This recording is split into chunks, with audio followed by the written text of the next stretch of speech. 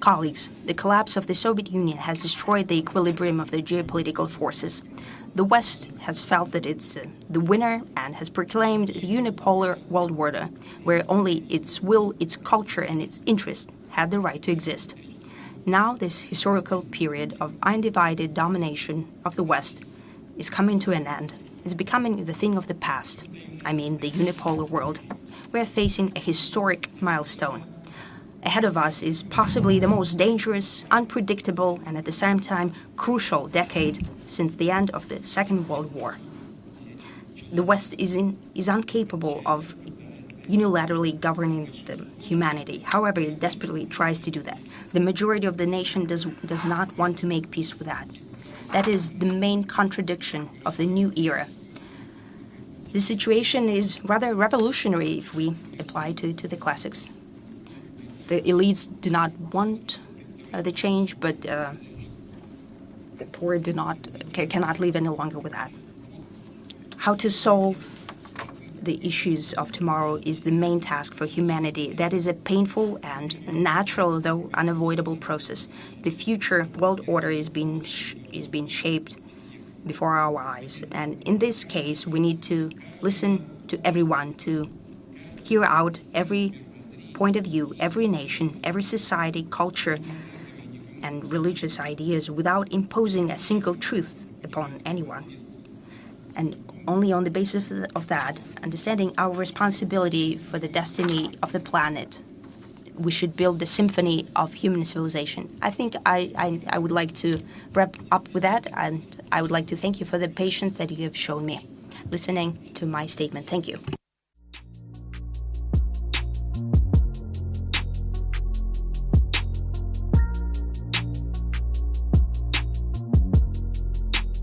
Welcome to What's Left, a weekly political discussion challenging the mainstream left. I'm Eduardo Barca with co-host, teacher and socialist Andy Lipson, writer and teacher Jessica, and community organizer and socialist Kenny Cepeda. We are online at what-s-left.webno.com. You can find that link to our blog in the episode notes, wherever you found this episode. You can also find our personal social media handle as at Don Eduardo Barca and at ZepDKE on Instagram, and Jess's Twitter handle as JHomie89. Please subscribe, rate, review, turn on notifications, and share your favorite episode where we found this episode. Thank you. Andy, why don't you introduce the topic for today? So I sent all of you a link to a speech by Vladimir Putin to the Valdai Discussion Club, which is a kind of a Russian think tank. It's kind of considered the Davos of the Russians, you know.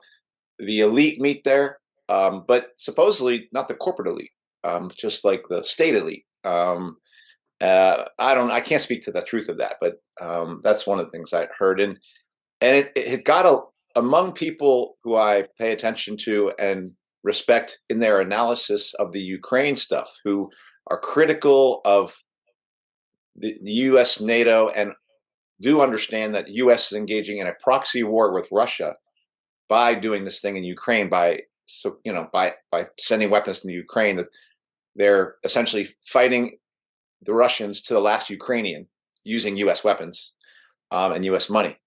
So those people who understand that were in various levels, enchanted by this speech, because it was very emboldening for them as Vladimir Putin spoke of challenging the unipolar world of the U.S. and their new world order and their globalist order, and went out and took shots at cancel culture, took shots at the rules-based order that is always talked about by the U.S., and actually spoke and characterized the West, and particularly the U.S. part of the West, as hegemonic and domineering, and aligned it in many ways with fascism, and then went on to describe their own selves as part of the multicultural, democratic, kind of like we will bring forth a new humanity. If we can see our vision forward, the kind of Putin, Xi, but in conjunction with Latin America and Africa and that. So it was very interesting. And I guess the really most fascinating part for me of this speech was the end, where he said, this is like last 2 or 3 paragraphs. Now this historical period of boundless Western domination in world affairs is coming to an end. The unipolar world is being relegated into the past. We are at a historical crossroads. We are in for probably the most dangerous, unpredictable, and at the same time, most important decade since the end of World War II. The West is unable to rule humanity single-handedly, and the majority of nations no longer want to put up with this. This is the main contradiction of the new era. To cite a classic, this is a revolutionary situation to some extent. The elites cannot essentially rule, and the people do not want to live like that any longer. And the classic he's citing is Lenin, who wrote about a revolutionary situation being when it is impossible for the ruling class to maintain their rule without any change. For a revolution to take place, it is usually insufficient for the lower class not to want to live in the old way. It is also necessary that the upper classes should be unable to rule in the old way. So I'm like, I'm just curious what y'all would make of such a thing of reading this document. I have my take on what's going on here with this guy. I know there were some people who got excited about it, who again are critical of the United States, and who in many ways would want would see Russia as actually liberating Ukraine in some way, shape, or form. And I wanted to talk about that, and I wanted to talk about the left in that regard. Even I would say there are libertarians who fall for that kind of thing and think that this is a challenge to the New World Order put forward by U.S. hegemony. So that's I mostly wanted to see what y'all would make of this speech. I could go first. I guess I'll just talk from like my emotions first of all, before I go into some intellectual analysis. I felt just reading this that Putin is so hypocritical. That's how I felt about it. Just like there's a banning of what you can read. There's a banning of people expressing their sexuality. There's so much that is restricted in their society that I felt like, what are you talking about? Like criticizing the West when you're not criticizing your own government. Like you're not really looking at your own government. And then I thought about how maybe that is how even though it's Western Europe, it's like on the eastern side, but like how the Russians must see the USA, how they as well, when people talk about democracy here, it then is like they're so hypocritical. They're not really that democratic. And so I got a feel for what it feels like to be on the other side, because sometimes I feel, I guess, been conditioned to think that it's those dictatorships like North Korea, like Russia, like Venezuela, like a lot of those countries are more restrictive than ours.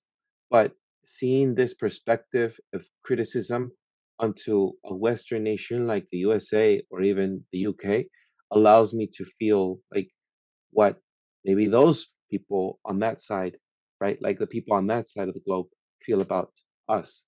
So I did feel it was hypocritical, but now I think all politicians are hypocritical, whether it's Biden delivering it's, of course I've thought about it that way, but more just, I feel maybe if I'm to be honest, maybe they're more hypocritical because they have more restrictions. That's how I think of it, right? But like it is uh maybe not as overt. These Western, like the UK and the USA's uh uh way of thinking is just it's just not as overt, but there's a lot of corruption that happens. And so I I just was able to feel that, like, my goodness, this is what how frustrating it is when anyone listens to Biden or anyone listens to these Democrats or anyone listens to the Republicans and Democrats are like as one so hypocritical in everything that they say. Just any I guess leadership in in the EU or the UK or USA that are touted as being liberal countries or very progressive or very democratic. So I think that that's my point. That's how I felt. emotionally about this, thinking, my goodness, why are you talking about this? I wish you would actually apply this in your own society and actually be a change and demonstrate what you're trying to communicate here. And if you think you can do it better, then do it. So that's what I felt. As analysis, I agree a lot.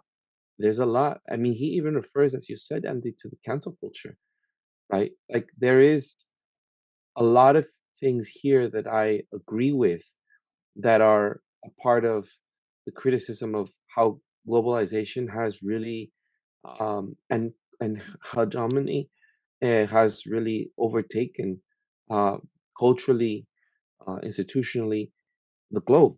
And he refers, he says, like, there are other continents like Asia and Africa and Latin America. And, the USA acts as if there's only one, the Western civilization, that's more important.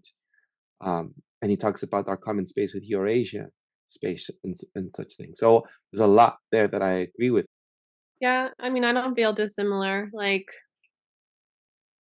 I don't know. I mean, a lot of what he says, like the shots that he takes at the West and the United States in particular, are totally correct. I mean, he brings up everything from like 2014 coup in Ukraine, right? Soleimani assassination, Hmm.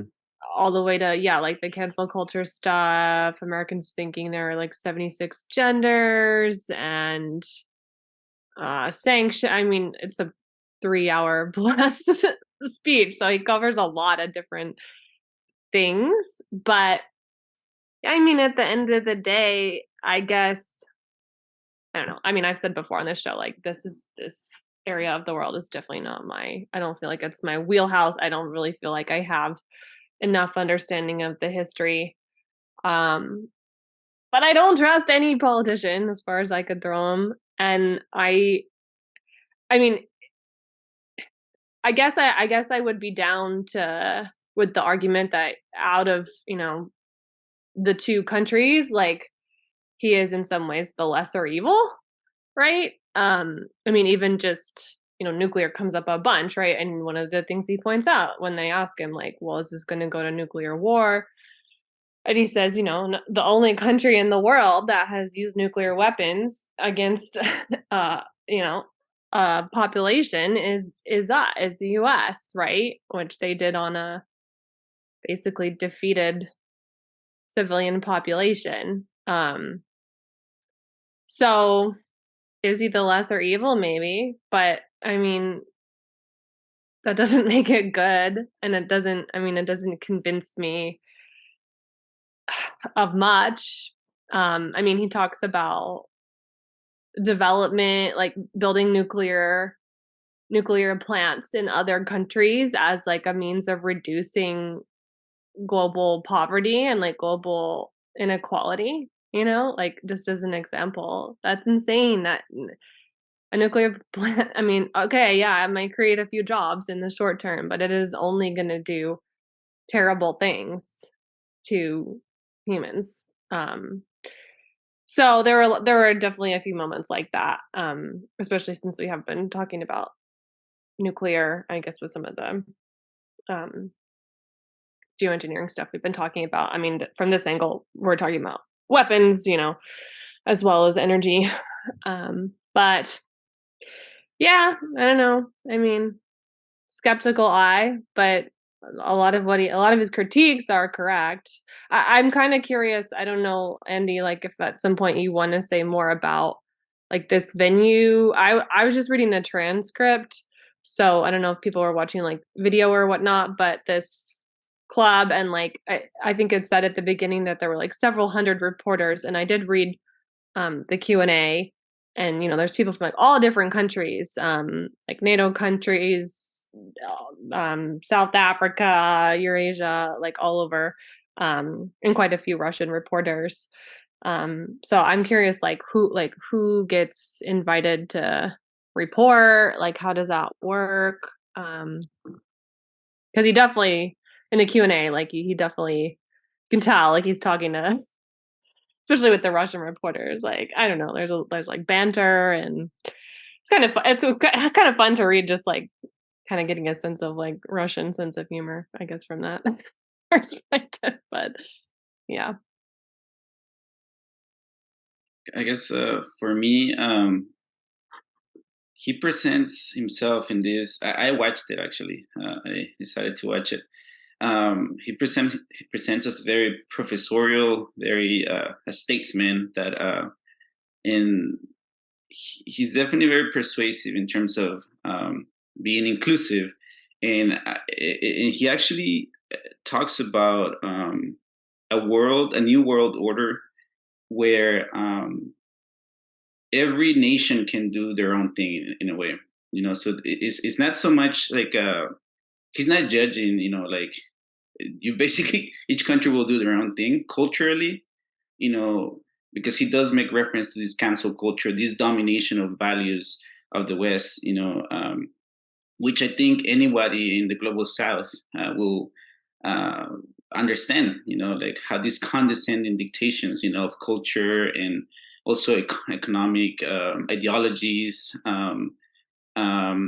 In So on one hand, he I think he wants to portray that, intellectual prowess that he has, because he does know history. He knows a lot of Russian history. He makes it known.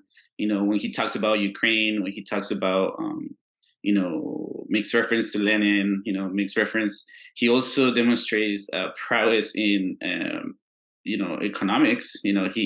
He's calling, for example, at one point that basically the West is having issues. He straight up says it. The West is having issues, and that a new order should be coming in, and not only it's coming, but it's doable. He, for example, when he talks about economics, he makes reference to Bretton Woods, where the dollar was, the currency that everyone else pegged to. So I think his intent is, for me, is that he's trying to rally the troops for a new project, and because he doesn't even engage so much on, I think, on the military end. It's about religion, politics, history, economics, and yes, they do talk about nuclear weapons, but he contextualizes that as to why, and then he deflects into, the U.S. is the only country that ever used nuclear weapons. And I think that at first he doesn't try to directly mention the U.S. He uses the West because he is talking about Europe and the United States, but in very few instances he directly goes, and talks about the U.S. as the real hegemon that's in trouble. And the last thought that I have is that in some moments I feel like he was talking to conservative, like the conservative, I guess, ideology. And even in the Q&A, someone specifically said that Russia is a beacon of conservative values in the world, and so it's I think it's very interesting because that cancel culture, it's very, I think that concept is very American. That's not for Guatemala, that's not for Latin America, that's for America. When you're referencing to cancel culture, that's and so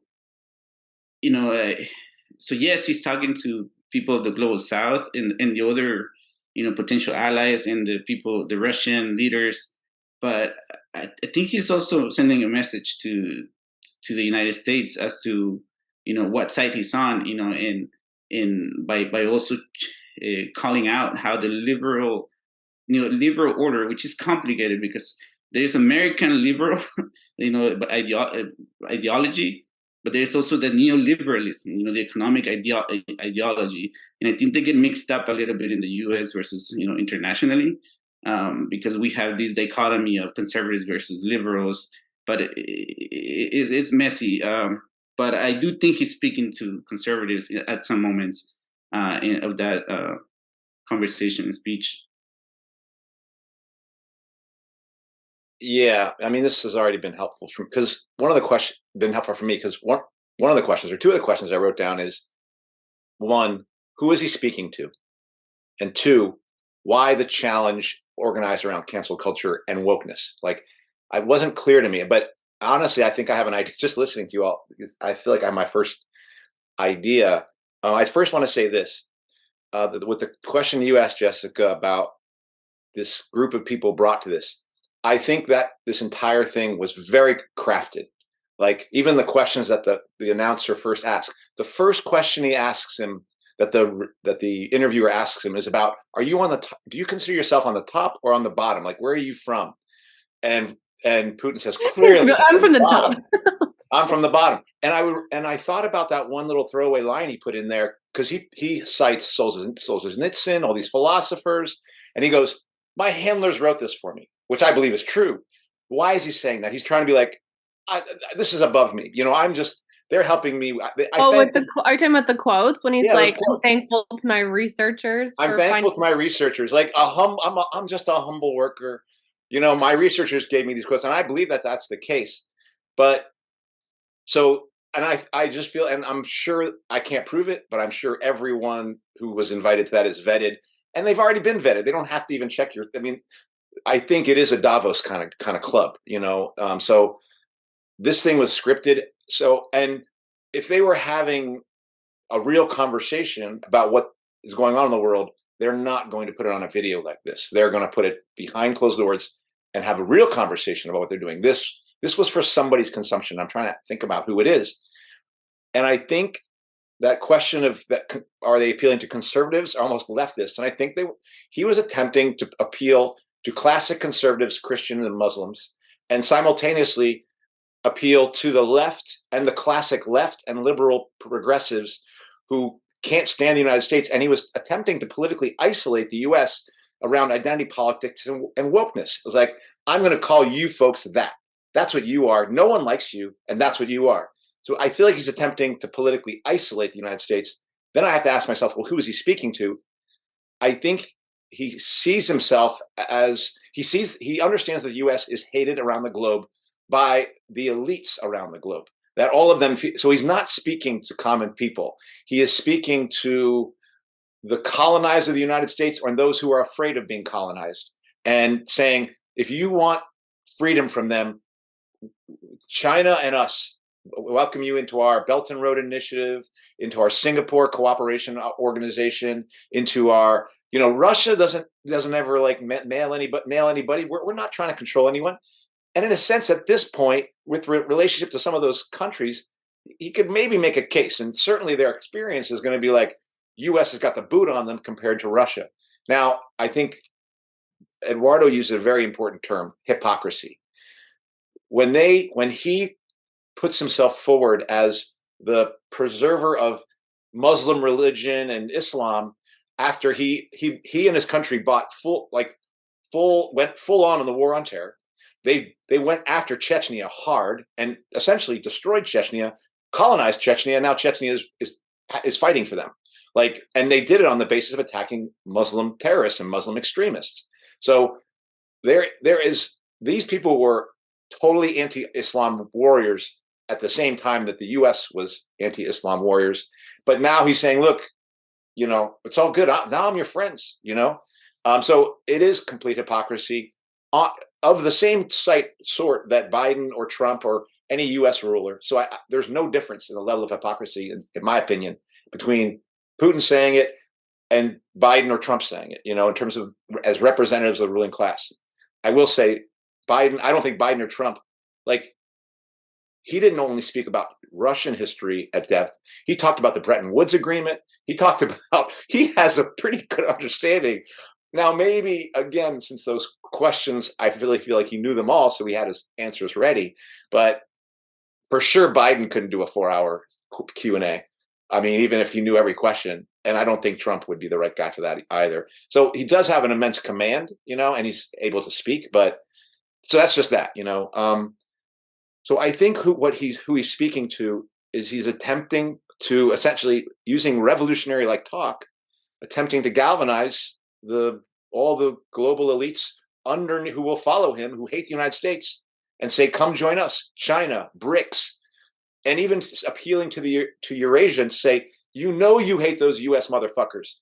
Come with us. They're just fucking you over. And even mentions, almost kind of jokingly, somehow the Eurasian pipeline got destroyed. Who knows how that happened? And as saying, like, you guys just are being punked by the United States. I don't think that is going to work, but I feel like he's putting that out there. And it again reminds me of the joint statement that Russia and China put out, trying to say, look, the U.S. has been ruling, but they're old. They've lost their minds. They're going the way of fascism. We're the rulers who will, come join us. We will be the fair rulers of this new globe. And then he comes out, always says, we're not trying to be the new hegemon. We're trying to eliminate all hegemons. We're like the Spartacus, we're for liberating all the slaves. So it was just interesting to see what he was doing.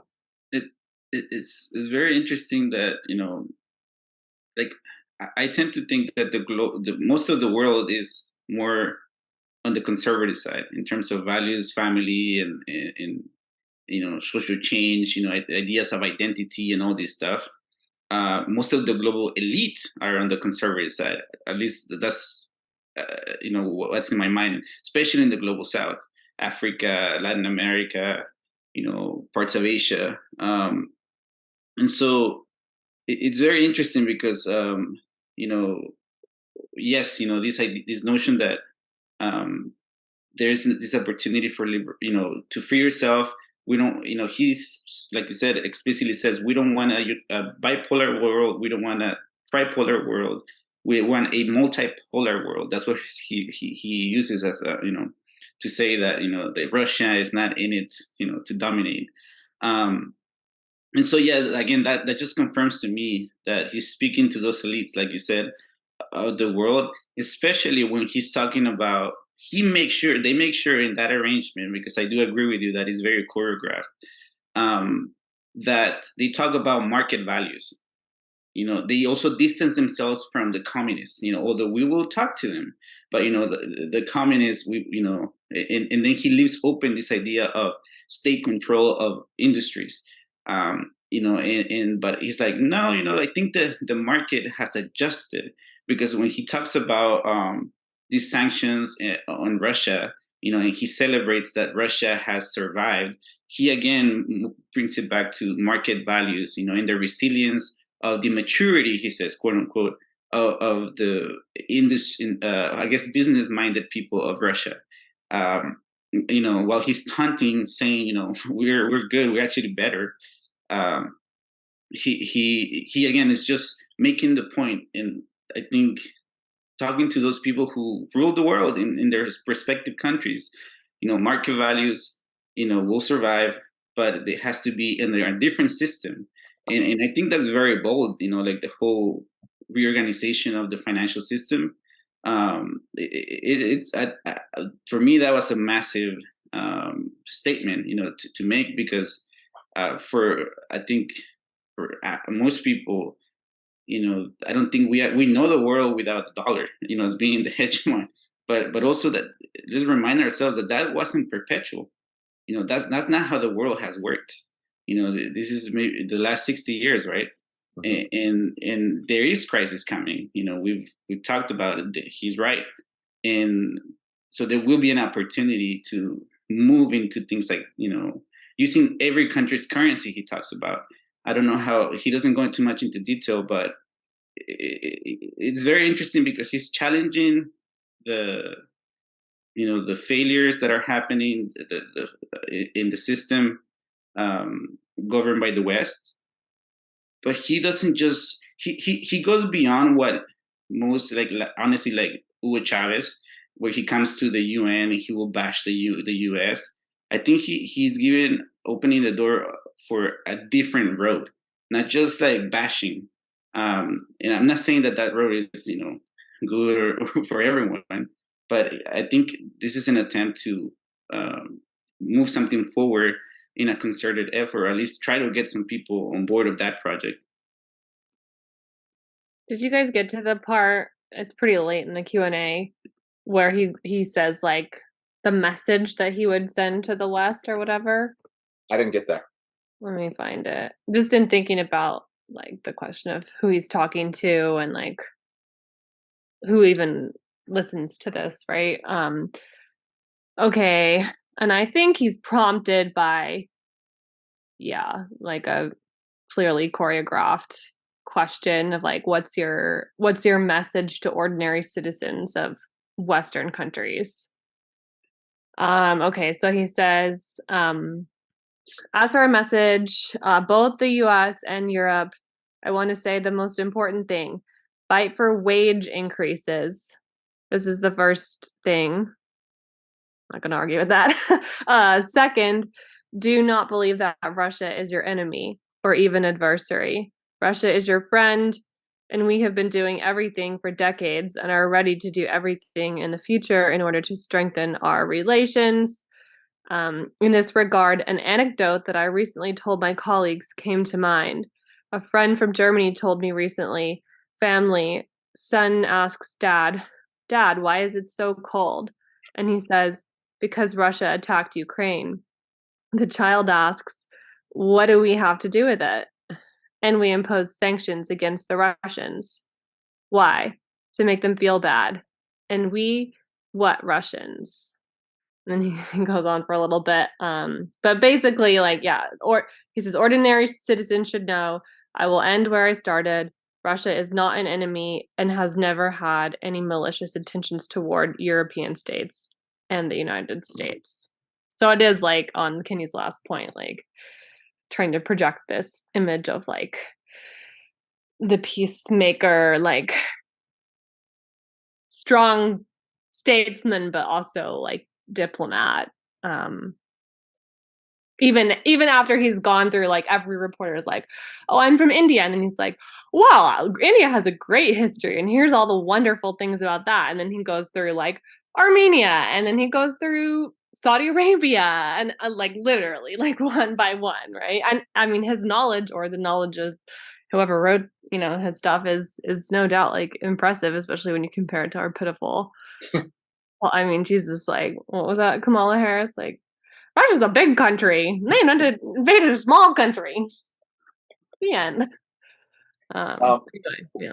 Well, I think the thing you just that I didn't get to that quote, so I'm really glad you bring that up, because so I think what he's attempting to do there is like what so he brings up the color revolutions as the U.S. intervention into meddling in people's countries, and I think when he says fight for wage equality to Western workers, he's like, take down your own government. That's really what he's saying. You know, I'm inviting you to challenge your own capitalist ruling class. I'll I'll be the first person to tell you to do that. And because I do think he knows, and he's part of it. He's part of this. He knows wealth inequality is growing. They speak of it as like, oh my God, wealth inequality. And yes, it's growing in the West, but it's also growing in Russia. And they know it. And they know it's growing everywhere. It's Africa, in Latin America, in Central America, and Saudi Arabia, and in the Middle East. And so, in a sense, what I think he's saying to rulers in Africa and Latin America is like, I think I have some language for you that can help you quell some of the storm in your country and get behind us, because we're the revolutionary chain. So if somebody wants change in your country, you can join our gang, because that's going to help you kind of make people feel like, hey, we're fighting for equality now. Don't take me down. I'm with Putin. I'm with Xi. I'm with China. I'm with the democracy multipolar team. You know, like the one that's for not hegemonic and like, you know, so our way or the highway kind of thing. So I do think he's attempting to say, I think I have, because that's why he's speaking both left and right simultaneously. Like whichever part of the playbook you want to use, we can give you a script to help you stay in power as long as you're with us. But I do think in the context of knowing, and all of these places are afraid of tumult, but I think he knows tumult is coming. So he's doing to the United States what the United States does to China by trying to mess with Hong Kong. How do we push unrest in that country? And I think it's a long way off, but I think that's to me the script he's playing right now. I was going to say his relationship, like with the gas pipes to Europe. He mentioned it and said it was a great loss.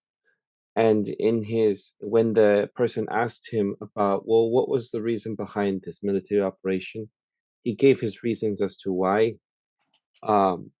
he went there. And I do think that there not any respect at all for like what the like here the dominant narrative is how much he is invading the Ukraine, but he does, and he has said, he's already repeated many times, what NATO was also invading Europe. And this is the part where he is not wrong, right? Like it's slowly creeping up from like the west over down to the Eastern European countries, and he sees it as a threat. So he's flipping it on to, for us, like this is what we have to see. I'm looking for it where I saw it. Here it is. Okay, so here is. Pardon me if I'm not like saying these Russian names correct. Like Lukyanov says, your decision to launch a special military operation in February was, of course, a big surprise for everyone, including the majority of Russian citizens. And you have repeatedly explained the logic and reasons we know, but still these are decisions such in magnitude that probably are not made without some special push. What happened before this decision? And here's where he says clearly what happened. He says, I have already said it many times. I am unlikely to say anything new in this audience now after what happened. He said he's talked about the expansion of NATO at the expense of Ukraine, and this was unacceptable. He said there were security interests, and there was also a desire to make sure that their borders were. I'm summarizing. I'm not reading exactly what he said, just so I can go a little quicker here. But he's saying there was a border interest, making sure that they were safe, and that the Western that the Western curators, as he's saying, represent he refused to implement the Minsk agreements, which the Minsk agreements were the series of international agreements to the end of the Donbass war. And they included things like ceasing fire, withdrawal of heavy weapons from frontline, and release of prisoners of war, constitutional reform, and such. And this was not implemented. And still, the USA meddled in it. I didn't even think of it this way, but he's saying meddled into 2014 with the coup. Like there was a lot of meddling when the USA discusses Russian meddling in the elections, and there's no respect or no acknowledgement of how much meddling there is in the USA's infringement or intervening or infiltration in the elections of other people's countries. And so he talks about this and the hypocrisy for that. So I think we've already said this in previous episodes about this, but in his speech and his Q&A, he is bringing and highlighting that for a reason. It's to really to push back against the mainstream narrative and to just reemphasize that there's so much that is already being said that drowns out any other different point of view. And I'm happy. Well, I don't know if happy is the word. There is a desire to discuss and against anti-war discussions now on KPFA and Democracy Now! That people have been pushing back, thanks to folks that are just regular listeners. So like these are supposed to be channels of like anti-war media news sources, and here people from the very beginning were supporting the war in Ukraine. And so I've been hearing this slightly change, and people calling in to push back and to call out the people who are hosting those shows like Upfront, Democracy Now!, Letters in Politics, Against the Grain. These are sort of the news stations that are on the programs on KPFA, and we used to be, or at least I thought of the left, like an anti-war movement, and here you see the majority of liberals supporting these wars, and no acknowledgement of like how much NATO has been very militant in trying to catch them all, right? Like all these countries in Finland and even now countries that were neutral are now considering to be a part of NATO. So I guess this is just for me, it's just really important that we continue thinking about this, because it's hard to discuss that when I think most of the time that I bring this up on either online or anything, someone will say, well, what about the Ukrainians? Well, maybe we should have thought about this from the very beginning, because Putin said that he had discussed that the expense there were attempts to discuss the border security and to discuss the security measures last year. Another attempt was done at the end of last year. Once again, it failed, and these were simply sent away. He says they said, "Okay, sit there," and okay, I won't say too much, but in general, they ignored it. This is the first. So these were like things that were being discussed, and now there's coming to light that there was, I think, early summer, late spring discussions of negotiations, but the USA was not interested in that. Right? I think someone brought it up with Chomsky and this other writer, intellectual on Democracy Now! About how those were the discussions that were being had, but the USA was not for it. And so now we're in the full, right? And here we are realizing that these negotiations could have actually ended the war already. But here we are still months after February, still in this Ukrainian-Russian war. I'll look up the name. Who was the discussion with Chomsky? Oh, go ahead, Kenny. So, like on that point, let's not forget he's a fucking KGB, agent or former or whatever. He rose up in the KGB, right? And so wasn't he like an intelligence agent, basically? So one of the things that the CIA, the Central Intelligence Agency of the United States, does is to disinform. I saw there's this video on Jimmy Dore recently of some agent in the 80s who was talking about how they disinform the American public, and by using partial truths. And I think this is a perfect example of that. Of course he's citing a lot of things that, especially people who are critical of the mainstream narrative, are parodying, repeating, and it's true. All this, the agreements, were not respected. NATO keep going east. Protein, and so for me, it's like he doesn't fool me either. Like in the sense of those negotiations were never going to happen. Yes, you put it on the table, but that shit was never going to happen. NATO has played their hand from a while back. This is just the materialization of the many moves that have happened. Russia is now having to respond. That's why Ukraine. The one thing I know for sure is that Ukrainians have zero to no control of their destiny. That's the one sure thing. And Putin is not a liberator, right? Like he attempts to fucking talk about the historical duties of the peoples.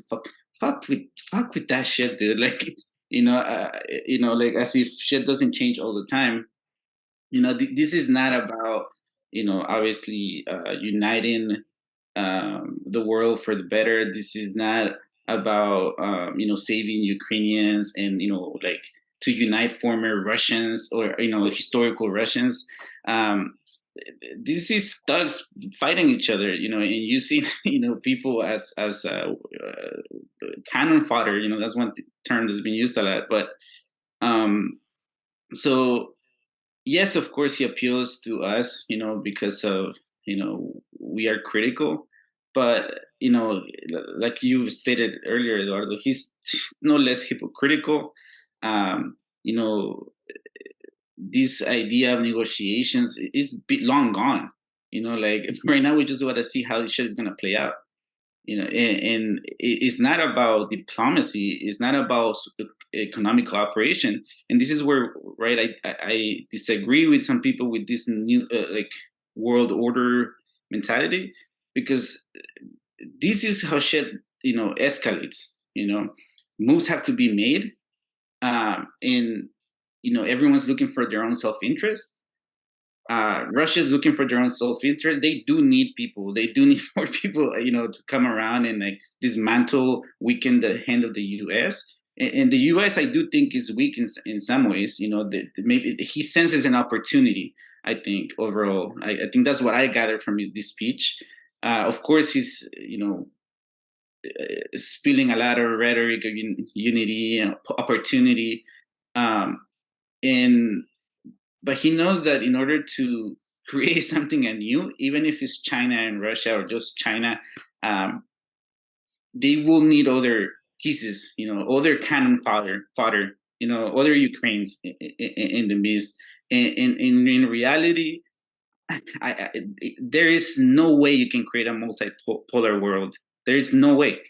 This shit ends in mutual, assured destruction, or the total victory on one or the other, which is still destruction for many.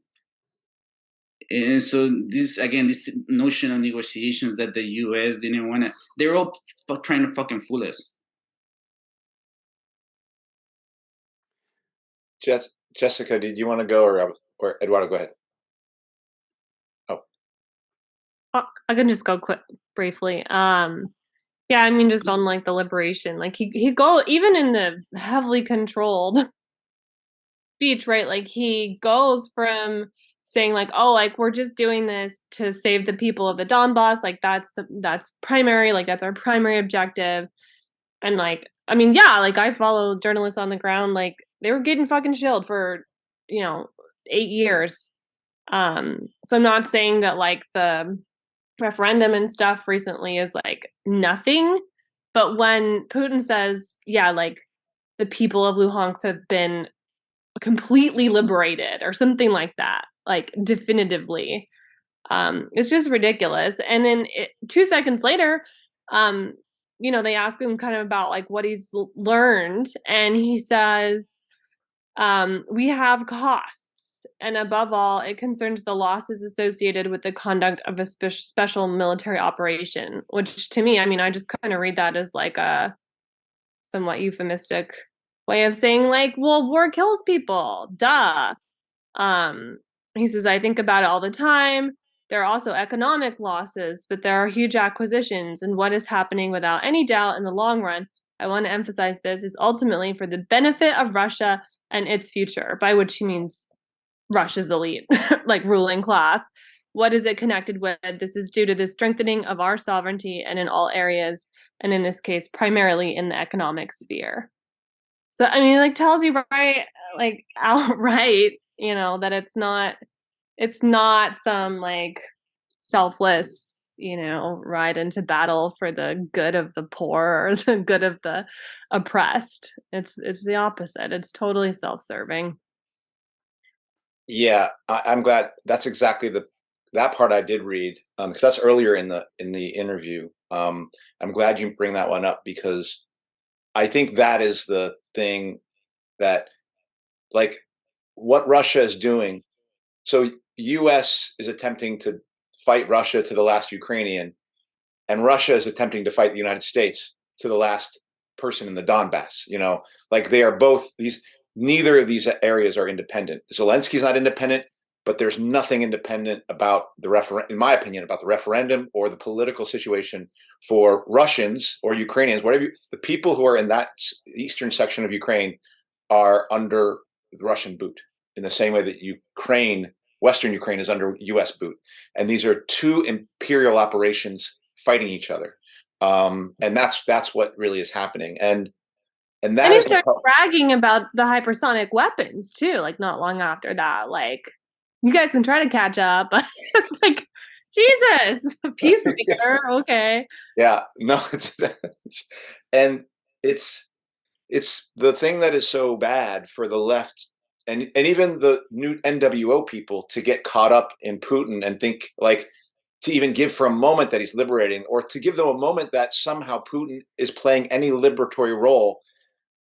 Number one, it's wrong because it's not, and two, it implies for us, those of us who are going to, if we're going to have a quote multipolar world, which I think what he's trying to paint is a world of humanity, a world of real liberty, it can't happen without a revolution. But it ain't going to happen with Putin and Xi leading that revolution. And that's what the language they're trying to say. We will lead you to the promised land. That there's no way it happens that way. It will require the self-activity. It's the kind of like Kenny, you weren't there, but it's the sort of stuff we were talking about in the Workers and Students for Choice meeting of people just doing very basic things with each other, and that growing to some alternative, and then that alternative having to fight for itself to displace the old alternative, and that is the project of revolution. And people who become Putin watchers, if the left becomes a Putin watcher and says, what is he doing? Somehow he needs to do something. I really feel like the left is giving up on the responsibility of fighting for revolution, of not just fighting for it, of the action of making the world. We have to make the world that we want to live in, and thinking that somehow Putin's going to get us there. Because in the same way that I would say a revolutionary in the United States would want to turn U.S. imperial war into civil war at home, that's true for people who call themselves revolutionaries in Russia. I believe their role would be to turn they would oppose Russian aggression, they would oppose the special military operation, and they would be attempting to turn Russian imperial war into civil war at home, to bring down the Russian oligarchy and to create a new order out of a working class revolution. And that is the responsibility. So no one can get themselves under the delusion that watching any one of these characters at the top is going to get you anything other than becoming a spectator in a tennis match rather than an actor in changing the world. I think that at one point, I don't know if it's in the Q&A, but Putin talks about. So again, first of all, this conversation was not for common people, right? The people that need to lead rise up and lead a revolution. This is for the elite, of countries. And so he talks about reform or reorganization, of the world. He's not talking about revolution. Absolutely not. That's why, again, talks about, that, again, they distance themselves from any sort of Leninist communist thing. Yeah,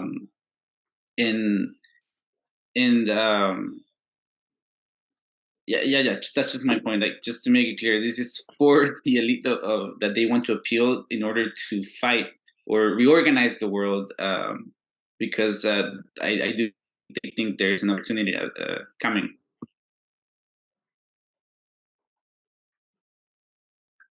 And just one last thing, I was struck by how little he mentions China. I mean, he speaks of the U.S. and Taiwan. He speaks of the Belt and Road Initiative, and as a liberatory, hey, the Belt and Road Initiative is just bringing money and cooperation and infrastructure in. It's not like the Belt and Road Initiative was recently used for China to buy up property in Uganda when they couldn't pay back their loans. You ever heard of that before? Like, China's doing exactly, and that's what the U.S. is complaining about. It's like the U.S. is like, those damn Chinese are doing exactly what we did with the IMF. It's wrong. Don't fall for it. Stay in our racket, But it's almost like, I mean, I personally think Russia would not be in this. The reason that he can speak with this confidence is because he knows this current conflict and the U.S. position, what U.S. has done in Taiwan and what NATO has done and U.S. NATO has done in Ukraine, has really welded China and Russia together and has made it that they both can't live without each other.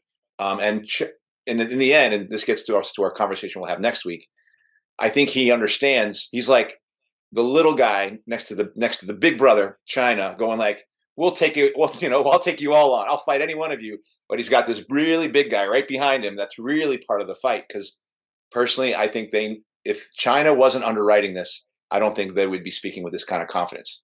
I will say, though, it's interesting to what extent he speaks of the Western order under the U.S. as already done, as already gone. like he's trying to almost speak of it as moved from the pages of history. I don't know if he really believes that, but I certainly know that he's trying to say that to others, to say, look, get with the winning team. And I think that's on purpose, that because I do get the sense that he avoids talking about the U.S. too much. He talks about the West, right? They barely talked about China, so they're appealing to, look, us here, the medium-sized, medium people. We can, like let's not get involved with them. But never mind that. I think Russia cannot compete economically with China. Never, zero. The only strength that Russia possibility is their military. In nuclear weapons and whatever. But I think that their destiny is entangled with China. They will need China in order to survive this new world. And I think in some way they're conceding that China will be, that's their bet. That's what their bet is. And they're just, basically, I think, trying to bet to be Europe, versus like in terms of the US to Europe, Russia to China, and and receive some of the fallout of the China being the winner of the battle. But and so they're recruiting people. This is a recruiting exercise. This conversation, in order to see who's gonna come on this side, because I do think there is a fight coming. Like the Ukraine is just the beginning of something, and the U.S. understands this. This is not a mistake. I believe that, again, they're going after Russia because, again, Russia's the muscle at the moment, and they're trying to weaken Russia's position. That's where Finland and that whole situation. They're trying to corner Russia into really thinking about. But Russia also, like, their destiny is with China, and they cannot back down at this point. And that's why, like how you brought it up, Jessica, the whole ballistic, what is it? The supersonic, hypersonic missiles were brought up because, you know what? Like, if it doesn't work, well, we still have fucking muscles, and we have the muscle to challenge this old order because, there's a new order again, and yeah. Well, I wanted to give name to the person I had mentioned earlier about Vijay Prashad, was the one who had discussed with terms. Yeah.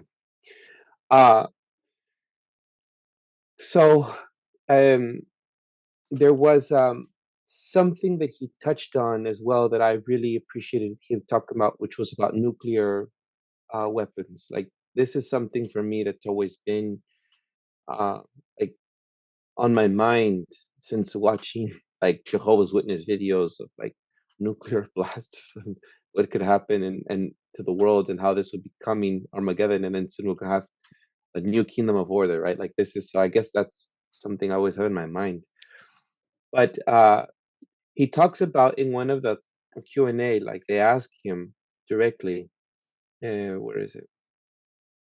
They ask him directly about, what do you make of this, like the West, as you say, Kenny, is not really referring to USA, but like the West, which mainly is UK and the USA, discussion about nuclear Armageddon, and their comments. They say that it's mostly you, that you're the one who are making these threats, and it's and so he addresses it, and I do think he touches on something very important, that is, there's always blaming on Russia about this nuclear threat. But he clearly stated that Liz Truss, who was the former prime minister, now she's not, but the Liz Truss, there was no mention in the media about how she directly said in conversation to the press that, yes, quote, Great Britain is a nuclear power, and it's the prime minister's responsibility to make use of it, and I will do so. Like, this is what people have said that Russians are saying, and it's all, did you hear that?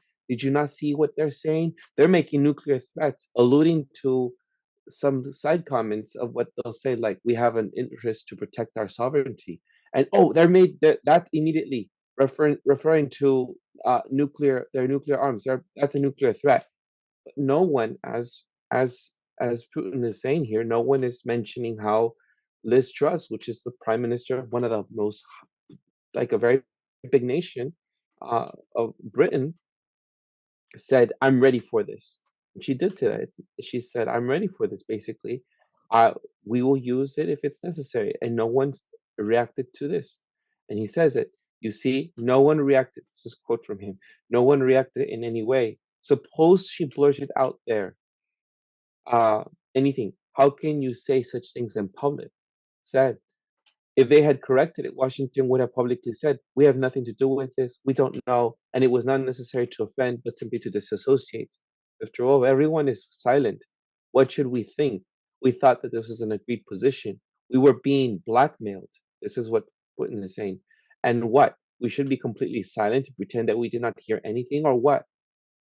And so he says about, like, he goes into this long answer, and he says that uh here we are.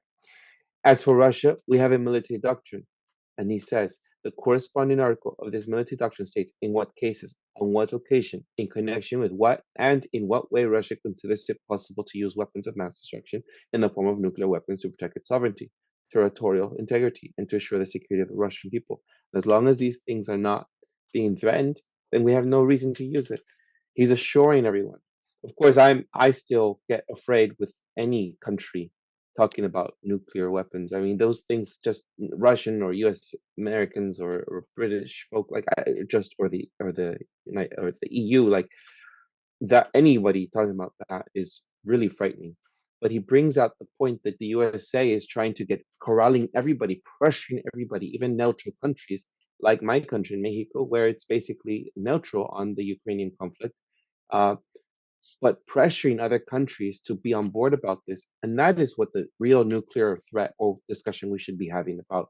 It's the USA trying to bring everyone on board to have this armed conflict with Russia. And so he made a mention of that. And expanding further, hold on.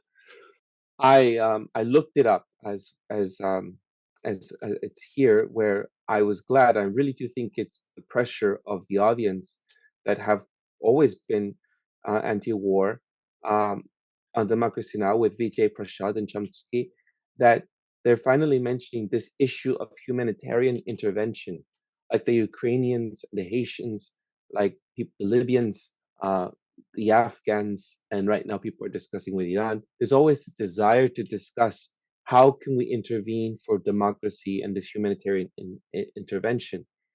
And Juan Gonzalez on Democracy Now! Says to Vijay Prashad, what do you make of this? Especially since there's almost everyone, AOC, and all the squad, they're all giving money to this. Let's see, it says here, but I wanted to ask you about, he says to Noam Chomsky and Vijay Prashad, I wanted to ask you about peace movements or the absence of peace movements during the Vietnam War, during the Iraq War. There were vibrant peace movements in the United States. But now during this war in Ukraine, even the most left-wing representatives in Congress and Senate, whether it's Bernie Sanders, I'm glad he said it, AOC and others, have basically gone along with continuing to finance and pursue the support of this war in Ukraine. Your sense in the absence of peace movements right now in the USA? And then Chomsky goes on to this very old man rant about like how there was it was 2 years before there was a peace movement against the Vietnam War and stuff. But I'm glad Juan Gonzalez brought this up, and they do talk about the threat of the U.S. NATO military system. They do talk about the nuclear threat by the USA, and anyone vilified as being a Putin supporter if you come out, or a commie rat if you come out against the Ukrainian conflict. So all of these things, as it's like flipping again this we're changing this narrative of how it's normally being discussed here in the USA. Yeah, how it's normally discussed in the USA around nuclear threats and the conflict called invasion here. That I think that were important points that were highlighted in the Q&A. I don't know if anyone wants to make a comment to those things. I do. Like, again, I don't think by and large, I don't think Putin is talking to American public. You know, like I don't think most people, like, the propaganda here is so massive. You know, both people on the right and on the left. You know, like there is very little, like, I think, understanding of the complexity, especially, and like it might sound arrogant, especially with the limited understanding of geography and history that we have here. How completely misinformed people are, not just from the news, but from the moment you go to school, you're indoctrinated into certain ways of seeing the world. So like when he's talking about these threats, I think he's again this is a recruitment tool for the people the elite of those other countries, that are going to have to choose a side, because by and large, I think the narrative here is going to take its turn. I think there's a little more chance that the narrative in other countries, because at least in my experience living abroad, people have a different understanding because we are so drowned in propaganda here that it's so hard to understand. And this whole notion of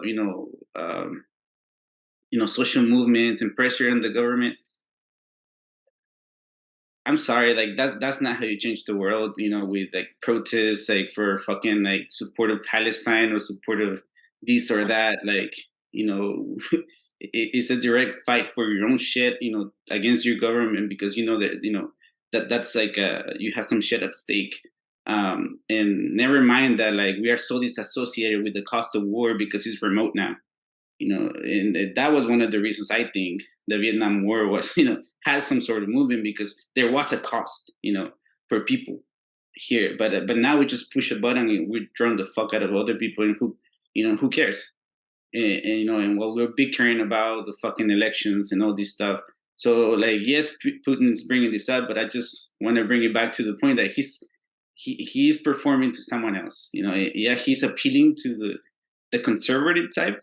But for me, it's the conservative type of other countries. Yeah, I didn't really buy the like we're being blackmailed because Liz Truss, says something stupid or aggressive. Like, I don't know. I mean, yeah, the West is a bully for sure, but I don't know. I didn't really take that at face value. Like, to me, it sounds like sort of intelligence, like KGB style of like, don't you guys know we're being blackmailed? Like, and then, yeah, as we've talked about 2 seconds later, he's talking about hypersonic weapons. So, yeah. Yeah, I agree with that, Jess, about Putin, just using it as a way to. There's no sincerity, right? I agree. There's obviously this person's very disingenuous. I just guess what I'm in agreement with is just how much in the media there's discussion of how there's always the Russians alluding to nuclear threats, whereas there's no discussion of how there's the Western side, or as he's saying, or like the UK in this case with Liz Truss, there's no one's discussing how she was just giving a nuclear threat just in that moment in her discussion when she gave that press conference. And who knows how many other times I didn't even know Liz Truss had said that unless I had read this Q&A. So how many times any other member or representative of the USA or the UK or the EU have mentioned or alluded to something like, if we have to, we're ready for this, and no one is calling that a nuclear threat, right? Like, those are the things I think that really, like, again, this whole way that I'm reading this has allowed me to see from the eyes of someone else how the world is operating in the very similar manner that people are accusing Russia to be operating, right? Like, there is this like, not, it's like pointing each other, but like, I think for me, I'll speak for myself, like most of it, I'm wrapped up, as Kenny has said, like blanketed in like propaganda. Even if I'm listening to something that's alternative, so to speak, I'm not inclined, I don't want to, but my eyes or my ears are focused onto like pointing to Russia because of how much I'm immersed in. So it's good that we have discussed this, because now I'm seeing how they're pointing fingers back at the West, so to speak, as all those countries. And but I do think it's all disingenuous, of course. It's simply just nuclear threats are everywhere, not just by Russia, right? Yeah, I guess I would take it a step farther and say not only is Putin a liar, but so is Chomsky, and so is Oh, Vijay Prashad, I and I so figured is you were going to go there at some point, yeah. Sanjay. I was waiting for it Well, but because once I mentioned democracy now or something, I yes, wanted to true. know. You know how to trigger. You know those trigger words. I It's was like I'm thinking. a Manchurian candidate. All you have to say is democracy now, and I just my eyes haze over. That is true. Um, but Go no, ahead, go ahead. I want to know what you were going to say. because in a sense, I disagree a little bit with what you're saying, Kenny, when you say Putin's not trying to appeal to the left, to because he knows this class of character that exists in Latin America. They're the same people who think of Maduro as a threat to the U.S. imperialism, and he's not. He's just another capitalist puppet of a different order, or thinking of that Daniel Ortega is a threat to U.S. imperialism or capitalism, if you will. But they're not. They're players in that game. So Prashad and Chomsky are all just essentially regurgitating old left talking points that they knew way back when around Vietnam, that humanitarian wars that are just giant lies. These are nothing new. But the reason I know that they are insincere and liars in challenging the US state's right to control people is because they already agreed with the whole vaccine bullshit. They already agreed with UBI. They don't even see that when Putin is bringing up the automated electronic digital system, that he's talking about a digital currency, like that's the thing that's coming up one way or another. There's an enslavement system that state's putting in that they're not going to be part of fighting against. So they want to keep it very narrowly in this area of kind of mainstream, standard boilerplate, left-wing talking points. And the same way that the union wants to talk about budget cuts in relationship to schools, without talking about how schools are being reorganized around tech and around digital twinning and around the metaverse, right? So it's old stuff, and it's even like weak, using the language that was way back when Chomsky was writing about Korea and Vietnam. And so I don't give it any credibility. I don't think he's resurrected himself. He's politically devolving into a child as opposed to growing into an adult. And that's true with these other folks because they blew it and they haven't been able to correct themselves. So they represent no challenge to the state. And so what they're really doing is they're kind of riding Putin's coattails, and Putin is saying, "Come on over here, come on board the Putin train, and I'll make you look good." And Chomsky's saying, "Yeah, I'll do that." Having sucked up to the U.S. state, now he's going to suck up to the Russian state. Great, well done, Chomsky. So I figured you were going in this direction, so I'm not sure how to formulate my question or how to ask, because I'd like to know what Jess and Kenny think as well. Like for this, I guess I'm in agreement with you that I feel Democracy Now, KPFA, these are what were to me were considered alternative, very radical sources of information, right? And then the pandemic hit, and then I saw how much they were also buying. Like it really opened up my eyes, right? We had a discussion about like these media sources as well in another episode, and then the people they bring in, and then Chomsky as well, and Prashad. Like I do feel these people are not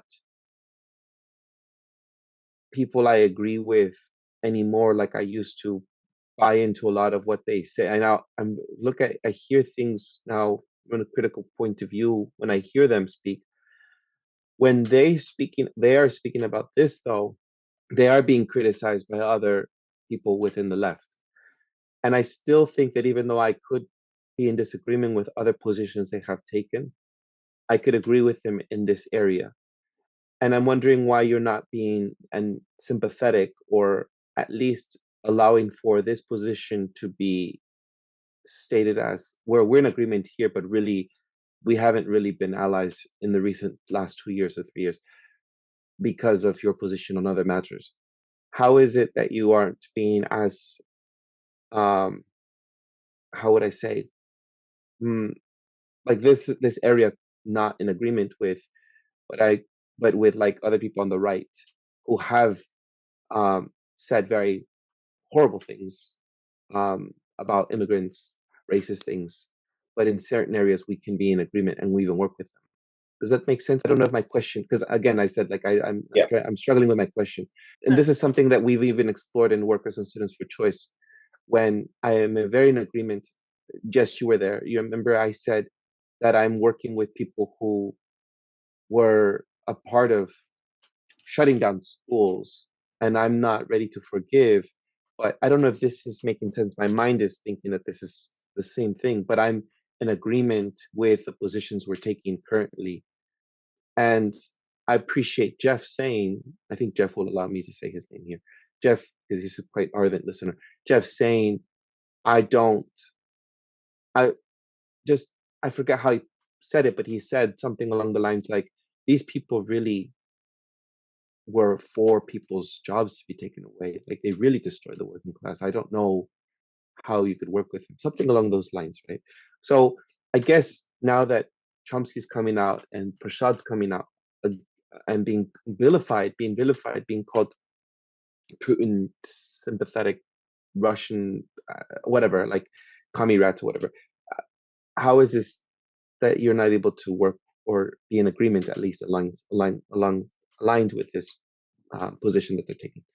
I mean, my answer would be because we're not talking about like parents at the local school or like neighbors or whatever. We're talking about Noam Chomsky, who fucking wrote Manufacturing Consent. Like, the dude, like, there's no excuse for his stance to me, like, the past few years. I mean, he literally said, like, I don't know, he didn't say we should be rounded up, but almost as good as. I mean, it was like, he did say people should be rounded up. He did say people should be kept from food. They should be kept from resources. He talked about quarantine fucking camps almost. Yeah. Yeah. So, I mean, to me, it's like, he's just lost all legitimacy. He's not for the people. So I agree with you. And in addition to that,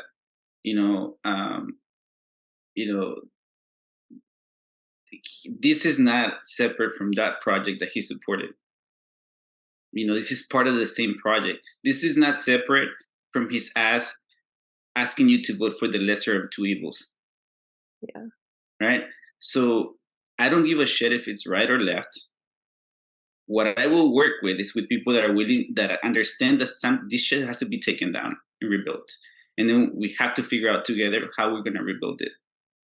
And so Chomsky, Prashad, I don't know where he's at. I absolutely know he swallowed the whole entire narrative of the vaccines. He never questioned it, not a little bit.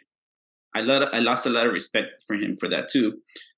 He's committed to that project in that sense because, he's not seeing what's happening.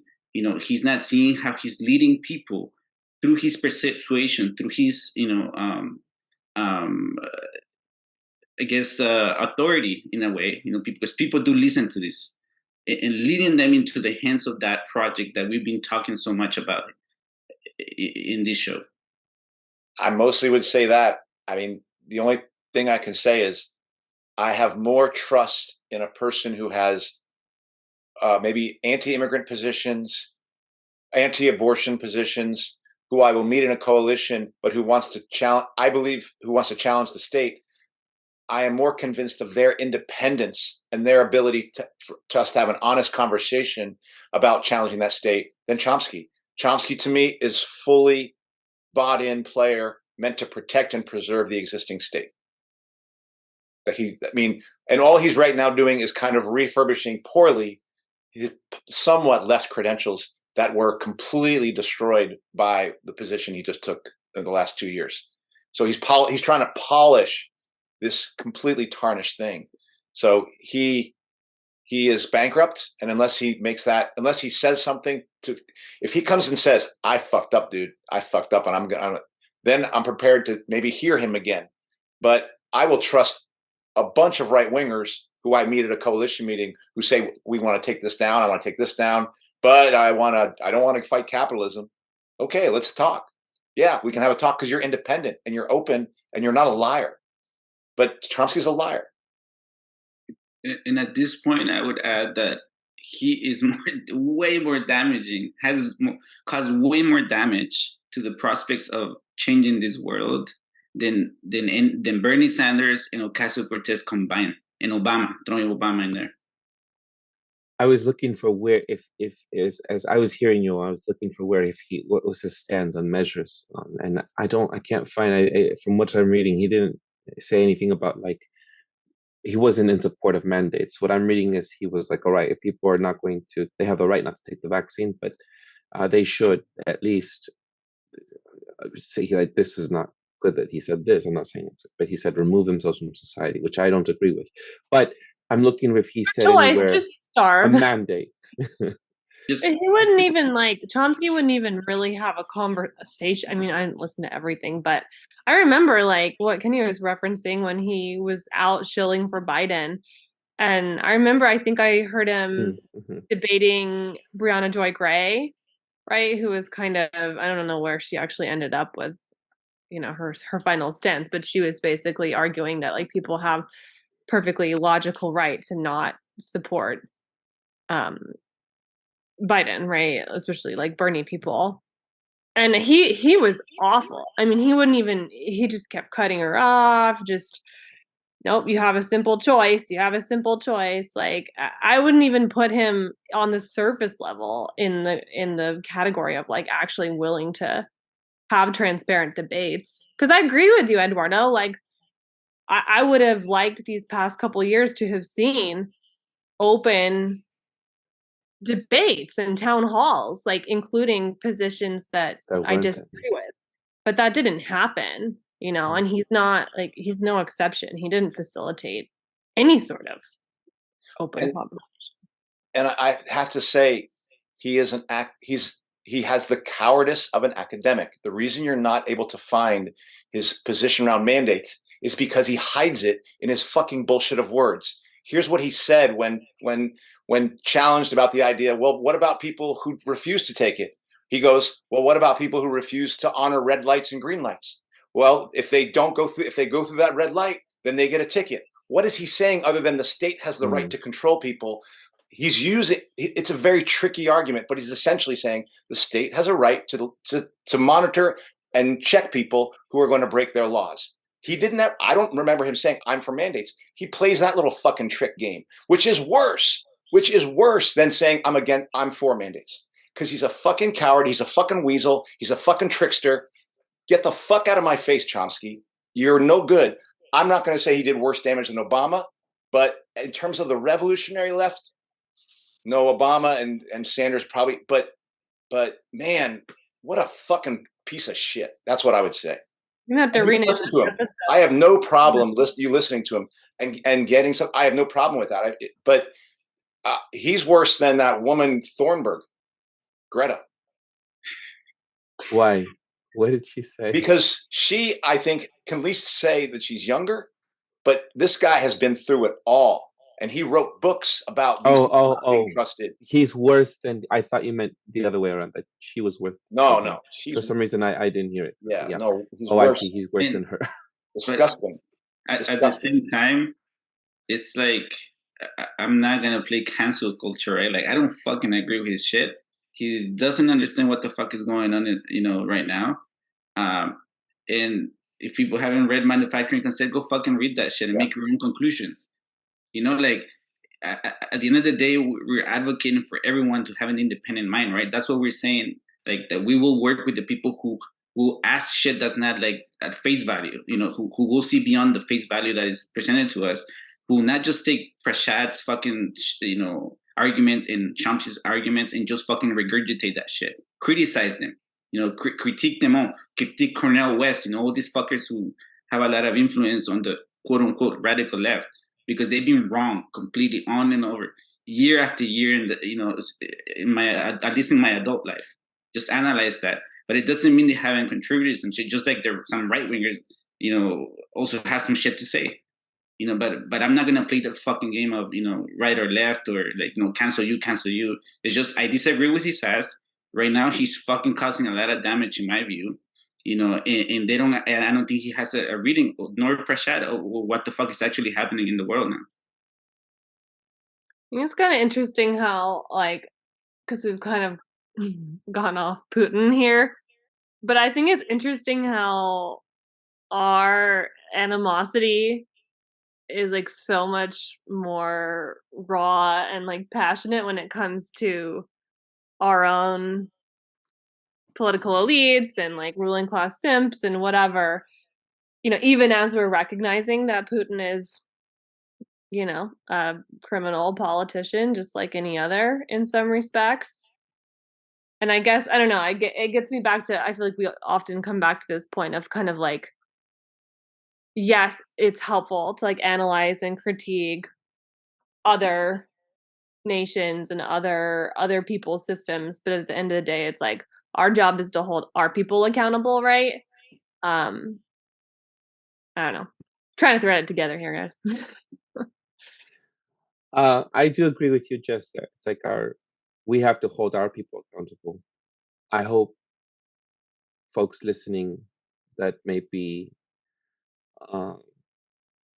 what is considered the right do the same thing on their side, right? Like if they're listening in on this, I'm not ready to just dismiss anybody just because of a difference of thought or opinion. There isn't, for me, it's still can still hold it two sides of a person. There are the very wrong and awful positions that people took, especially against working people, right? Like there was that awfulness, and then also being like, thank you for saying what you were saying on these other media sources, but at the same time, like you weren't stepping it up, and you weren't saying these things when people were being vilified some time ago. And now you're saying people are being vilified because they want peace movements and they want the Ukrainian war to stop. So it's not my way, but I can hear the passion and the anger in Kenny and Look, Livson. Andrew Livson. But again, you've already expressed it, Kenny.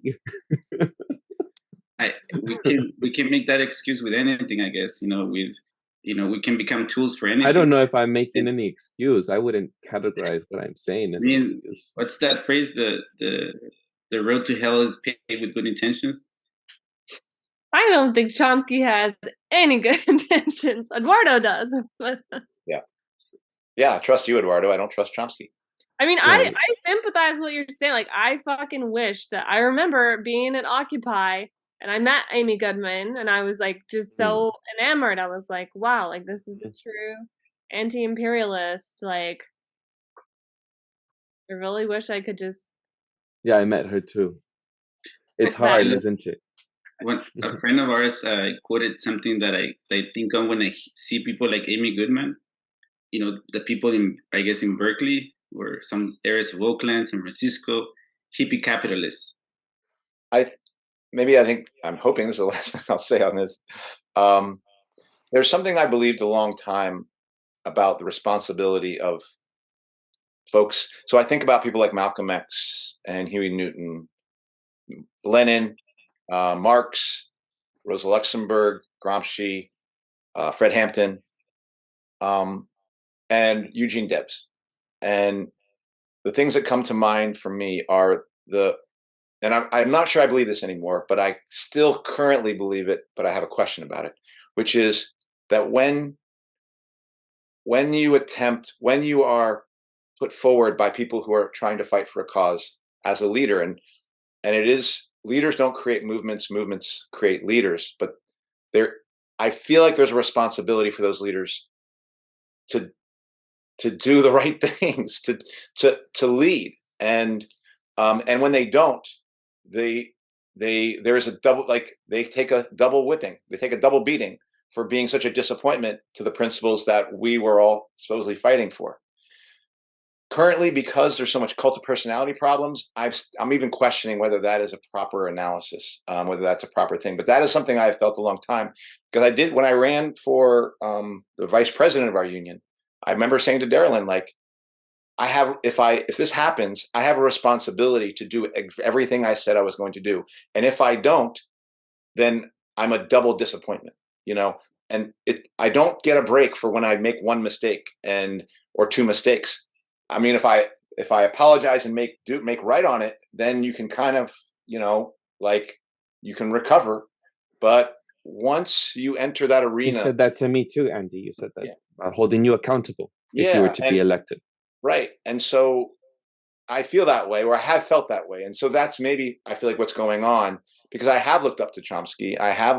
He was a source of where I came to a lot of my understanding about U.S. empire.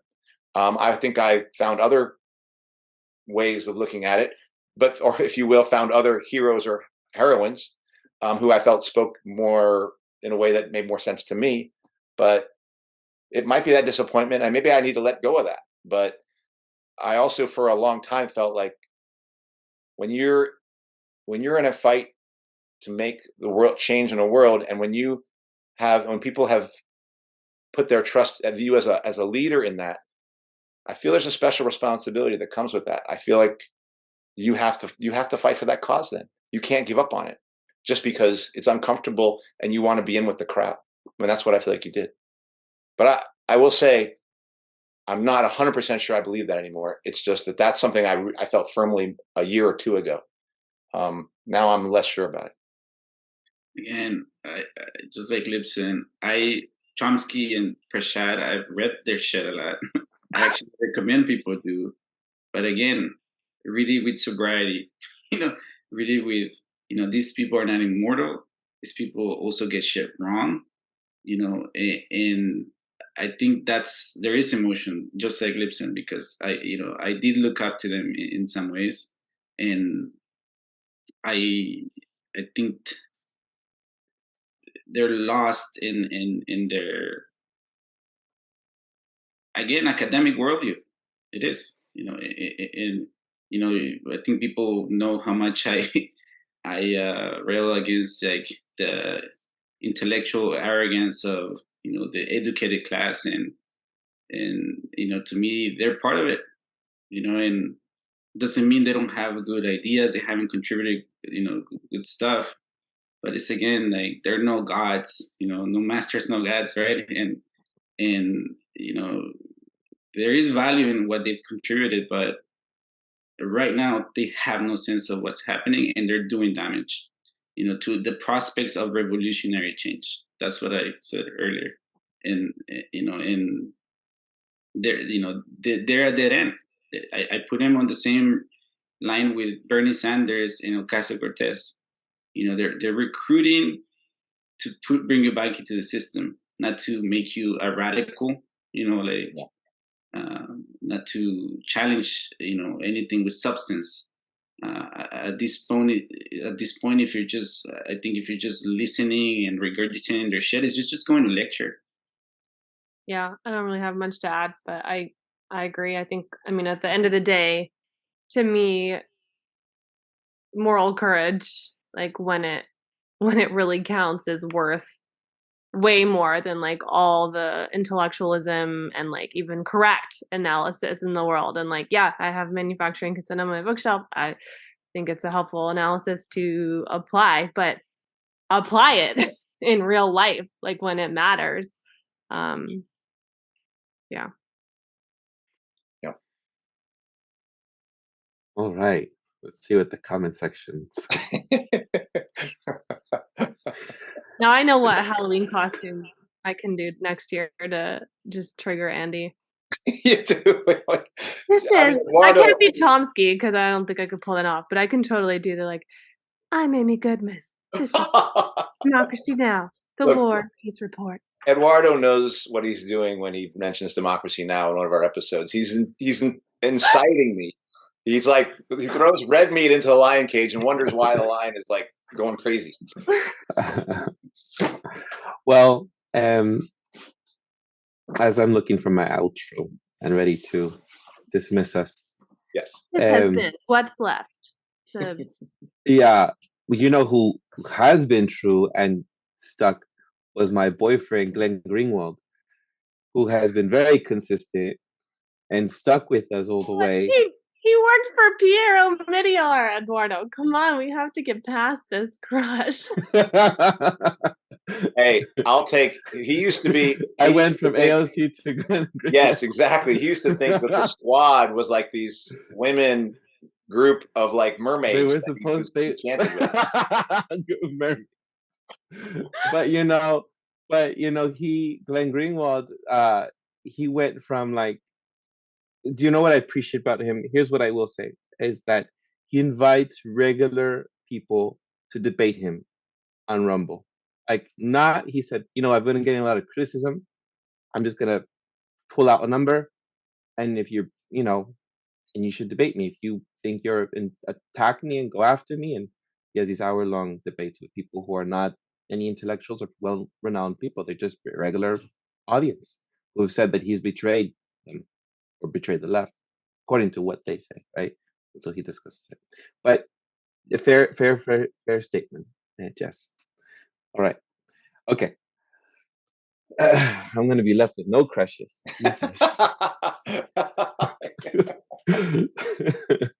All right. So that does it for this week's episode.